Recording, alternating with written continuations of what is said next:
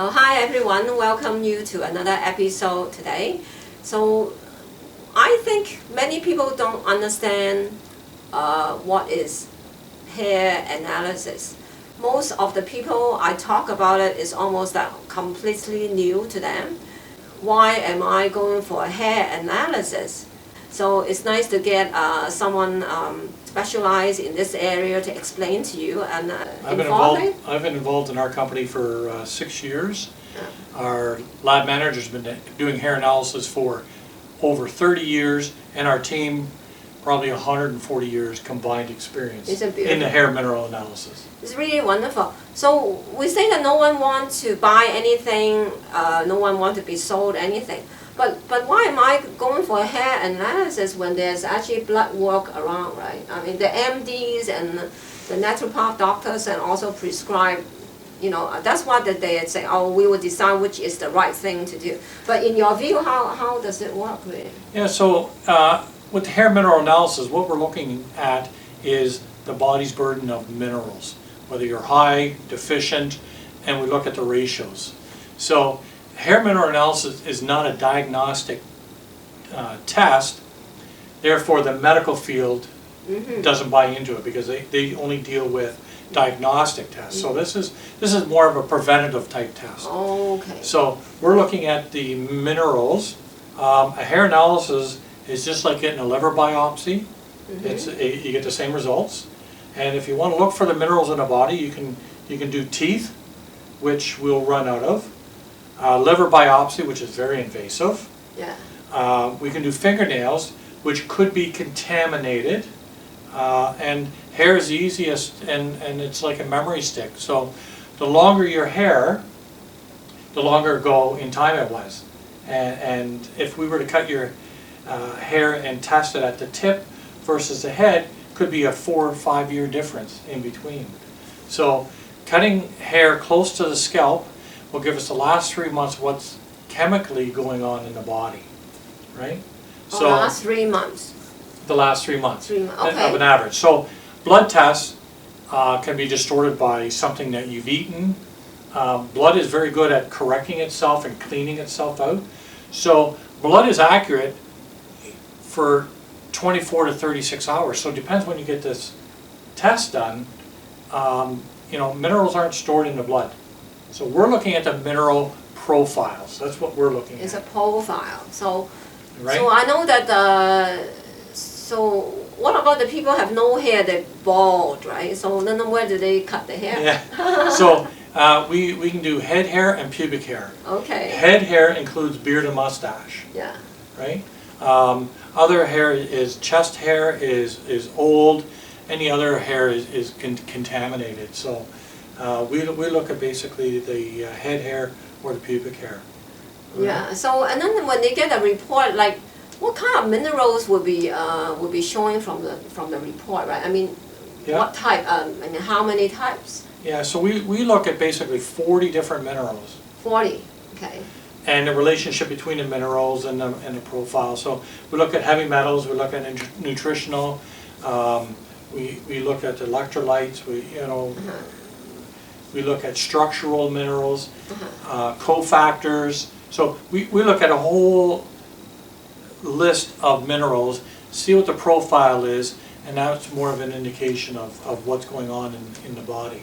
Yeah. So, for example, if we were to do a cake recipe, we see the cake, we need 4 eggs, a cup and a half of milk, 3 cups of flour, baking powder, salt, and which is the most important ingredient? Well, you can't really say. You need them all in their proper balance, right? So if it calls for 4 eggs and I only have 2, we can say that the quality of that cake will be compromised, right? And as well, if I go, wow, like 3 cups of flour, that must be the most important ingredient. I'm going to put 6 cups in. Yeah. Again, the quality of that cake will be compromised. Now we flip it over to, I'll give you a recipe for bones. We need barium, calcium, magnesium, and strontium. What's the most important? Can't really say. We need them all in their proper proportions. Yeah. So we know based on your age and gender what the expected results of that particular mineral is in your body. Okay? Then if I see that you're low, I can say, well, you know what, your health is going to be compromised. Yeah. But it's not a diagnostic tool. I Yeah. can't say for sure you have this issue, but we can see thyroid issues, adrenal issues, emotional stress, oxidative stress. What we do is we take the chemistry of the body and the symptomology and we piece them together. Yeah, you give a report out, right, afterwards? Yes. Yeah. So we actually get 2 reports. One's for the practitioner, 16 to 24 pages of interpretation of why it's high and possible causes, signs and symptoms, supplementations.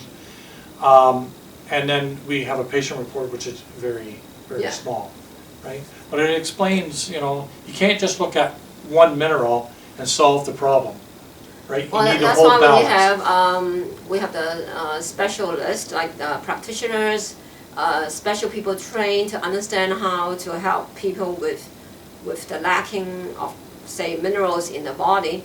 But then, like sometimes, like for myself, sometimes I have a curiosity about what's going on in my body.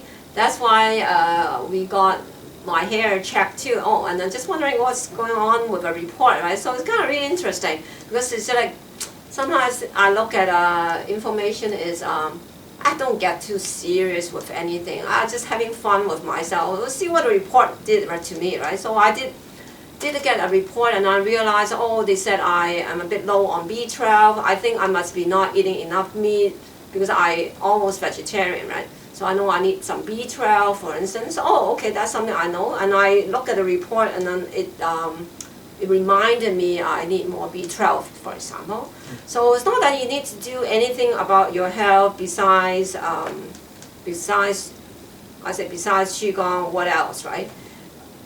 It's not that you need to do anything from our talk today, but it's just a piece of information, right? Yeah. Well, and it's information. We can see if you have malabsorption. So even if you think, okay, I'm going to add vitamin B12, maybe you're not absorbing it. You're not absorbing it, right? That's nice to know too. So it's the only test to check for malabsorption, right? It's like if we have a pipe and we had a valve set at 100 pounds. Yes. Diagnostically, we look on the right-hand side and say it's 0, and it should be 0. Yeah. But on the left-hand side, with the hair mineral analysis, we're looking at profiling. Yes. So now we see that it was 10 pounds, yes. Now it's 20, now it's 30, now it's 40. We're seeing this build up. It could be 99 pounds on the one side. The valve's set for 100. Diagnostically, we look on this side and go, yeah, you're fine. There's nothing wrong with you. Yeah. So, we're looking at potential issues before they actually manifest in the body. Yeah, so it might be good to have a hair analysis maybe once half year or so to check if your program you're trying to work on yourself, it is giving you what you want, right? Yeah, and I wouldn't do it any more than twice a year. Oh, that's a lot. Like, yeah, that's a lot. So it's good to get a baseline to see where you are. The hair analysis will answer a lot of symptomology questions, right? So we've helped fertility, we've helped weight loss, we've helped people. One boy had tics. Medically, they said he had tics, involuntary hand movement. Oh. So they said, now what? I said, well, you have tics. Oh, really? So when we did his hair, we noticed minerals that affect the brain because the symptomology with the chemistry, copper was very, very high. Oh. We brought the copper down. Oh, okay. So that at 13 years old, this boy couldn't write his name because his hand was it's like involuntary. 4 months later, he was able to write sentences. Oh. And the mom's like, oh my God, you cured him. But we didn't cure him, we made him manageable. Yes. Right? If his copper goes back up, his tics will reappear. Yes. Well, right? We understand that everything we put in the body is creating what we are. Right? We understand we eat our problem in some ways. Yeah.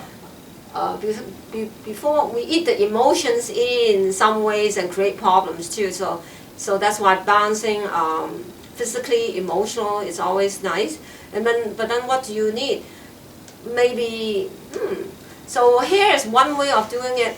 So now I have another question is people say, what about blood work, right? Yeah. I know live cells microscopy is powerful too. Yeah. So I guess would you call they're doing the same thing with the live cell and the hair? Similar. Similar. The thing is with blood, you have to have the issue You have to see it. Oh, you need to have Right? an issue to see it. So blood again changes because the body, blood naturally clears itself out, Yeah. right? So we look at the hair and we're looking at the profiling of the minerals. Yeah. What is this particular thing doing to the overall profile? Oh, Right? okay. So blood is good for 24 to 36 hours. Hair is a memory stick, so we can look at hair in 1,000 years and I can tell you what was going on in your body at that particular time. I guess it's I guess to understand how to use hair and live cells microscopy is, for me, is beyond my ability to understand right now. So, and then for you, you probably exactly understand how they actually work together, how they both have their own benefits, right? And every test has its benefit. Mm-hmm. We're more of a preventative type of test. So I could look at a report and say, you possibly have sugar issues. Oh. But I cannot say that you have sugar issues or But diabetes. it looks like you have. You have the profile. Oh, that right? A person diabetes you have it. You have that Oh, profile, okay. but because it's not diagnostic, we can't say you have it for sure. Because you're healthy, there's a chemical change in your body, then you get sick. So we're looking at this, I don't know where you are in this chemical change, right? Okay. I've seen people with the same profile, one is sick, one is not. Depends on your immune system. Yeah, so right? So that's true. So that's why it's always nice to have professionals to give their opinion to. But for me, I think it's really interesting to understand hair gives so much knowledge, and it's really nice to take care of our hair indeed. So if our hair looks terrible, so it's not even the hair is terrible, it's actually your health is terrible. Is that right then? Well, people have really, some hairs have problems. Well, we're looking at it at a cellular level.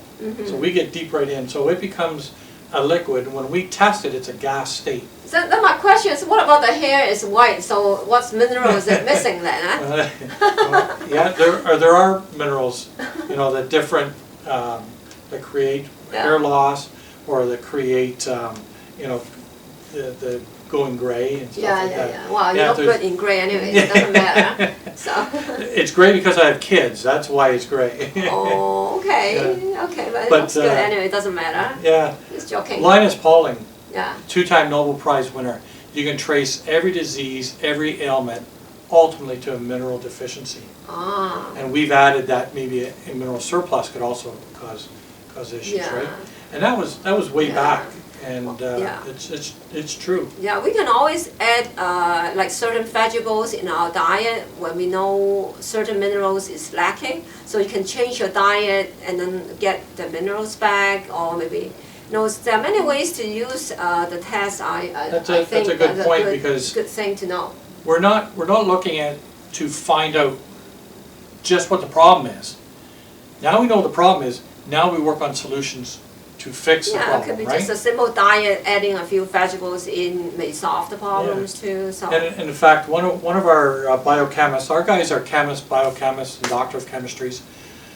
Our one guy came up with what we call the periodic table of food. Yeah. The best food to eat to replenish each mineral. Yeah. So for instance, if somebody's bipolar, the gocha berry is the best, and they want to give them lithium to help with the bipolar. Yeah. The gocha berry is the best source of lithium. Yeah. So we go through every mineral and tell you. So for instance, calcium. The best source of calcium is basil leaves. It's not milk, right? Oh, okay. I just thought that broccoli has a lot well, too. and that would be in the greens, right? But as one practitioner said to me, name a great big strong boned animal. I said elephant. Yeah, they don't drink milk. Oh, yes. They eat leaves. They eat leaves. Right? So it's really interesting. So we go through all the minerals. Now, the other thing to know is, yes. for example, an apple a day keeps a doctor away. It was great 200 years ago. Yeah. Because the apples were so full of nutrients. Yeah. Right? Now our food is so depleted and doesn't have the nutrients that, you know, I could say eat 2 Brazil nuts a day will give you enough selenium to maintain your selenium level. However, people are running to bulk places, buying the Brazil nut in bulk, or it's cheaper to buy it from California, right? But there's no selenium in the soil. Really? So in California, there's no selenium in the soil, Really? and if it's not in the soil, It it's not in the product. Exactly. Okay. So if you're eating the Brazil nut because you like the taste, yes. great. If you're eating it because you think it's full of selenium and to help you, so don't think about it. It's yeah. gonna be So there. Ecuador would be the best place to get your Brazil nuts. Yeah, well, So true. going through all vegetables, yes. you know, we see these beautiful, beautiful vegetables, and they're nice, and they're, how do you know that there's actually the nutrients in there? Exactly. Right? So That's our okay. an interesting thing is volcano states. What the volcano does, it brings up all new nutrients. Yeah. So anything grown in that new nutrients, that's a great product, right? So and going to the beach, people say, oh, I went on holiday down to Florida, Hawaii, wherever. I just felt great. And then I come back and it's back to routine. Yeah. But they're walking along the beach and they're picking up the nutrients from the beach. Exactly. Right? And their body's like, oh, this is great. And you feel good, then you come back and again you deplete yourself of the necessary return to minerals. square one again. Yeah. Yeah. So what they say, if you're walking along the beach, make sure the sand goes up over top of your foot. Yeah. Because the bottom is very rough.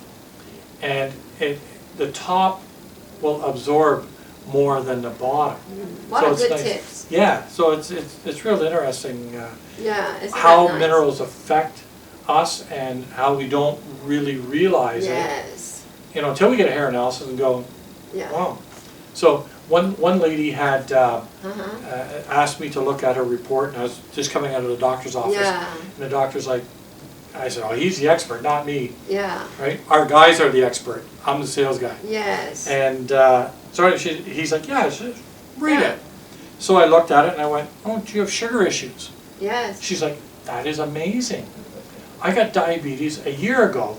How you could see this and everything else? And I'm like, yeah, that's great. She said, what a great test. Yes. And then I said, well, then this next one's going to knock you off your chair. Yeah. She's like, what? I said, what happened 4 years ago? And she's like, 4 years ago, what do you mean? Yeah. I said, there was a tragedy in your life 4 years ago. What was it? She's like, are you kidding me? My daughter got cancer and died 2.5 years ago. So we can see emotional stress. Really? When you tell your people, hey, listen, stress kills, everybody agrees with you. Yes. But what's it doing to your body? They have no idea. Yeah.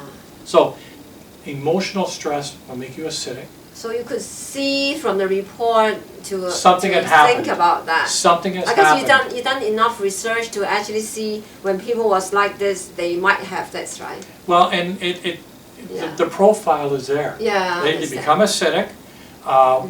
They create a calcium shell. Your body creates a calcium shell, protect it. Then your immune system goes down. So that's why a lot of people with emotional stress, 4 or 5 years later, are getting sick with cancer or something like that. I absolutely agree here. Right? So I actually do that too. When people come in for things, I do the same thing too. I say, when you got this disease, what happened a few years before the disease? Yeah. Because it just don't happen from nowhere. It always have something. And then you clean there, not clean here. So I have to go back to clean there too. That's really awesome that you're bringing this out. It's very knowledgeable for our audience. Yeah, no, it's, you know, and with the hair analysis, first of all, I started the conversation off, I'm not the expert, so I could have been wrong, right? We are not expert too. So, yes. But with that, I knew that it doesn't happen overnight. Yes. That's why I said what happened 4 years ago, because her profile, you know, I know what the normal range should be. Yeah. She was way off. Yeah. So I knew it took some time to achieve the. I thought 4 years, Yeah. 2.5 years. Yeah. Right? So deal with that emotional stress. The question for me now comes out is, I got a hair analysis, say, last month or something. Mm-hmm. So it's something that I collected the last few years, right? Right? If I cut the hair, or the next only 3 months. Close to the head will give you the last 3 months. 3 months. Okay. If your hair is down to the ground, Yeah. it could tell me what happened 20 years ago. So, okay, so the last 3 months. But then when you're looking at the last 3 months, then you can actually see from the last 3 months what might happen a few years ago based on what happened in the last 3 months, right? That's right. If it's an issue that started years ago, and it's still an issue, we will see it in the hair. Oh, you see it in the hair. So But if the hair has been recovered in the last 3 months, then you don't see it in the hair then. That's right. Yeah. Right? That's what I It's mean? what's going on.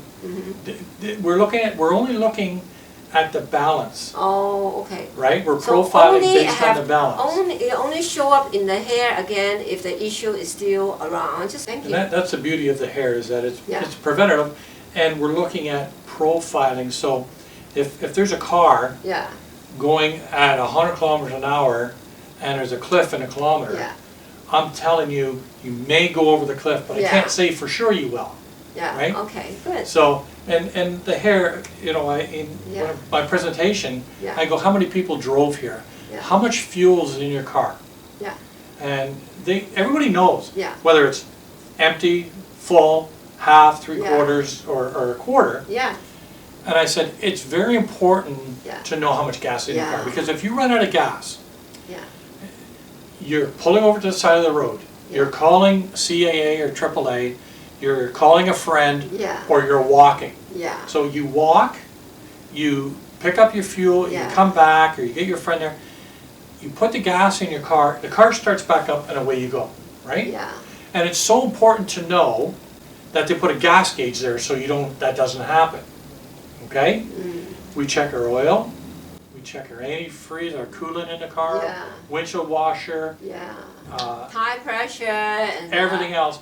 You know, when the car dies because there's no fuel, you put the fuel back in, it starts up and away you go. Exactly. But how much selenium do you have in your body? We don't know. We don't know. So when you run out of selenium, you're dead. Oh. So, Okay. you know, we take better care of our car than we do our own body. Let's see if we Right? can all improve together. Yeah, that's right. Okay. So we don't have gauges Yeah. on ourselves. Okay. That's why the hair analysis is Yeah. a great tool Okay. to check that out. Okay, so thank you very much, Yeah, Frank. I thank you. appreciate your coming here. So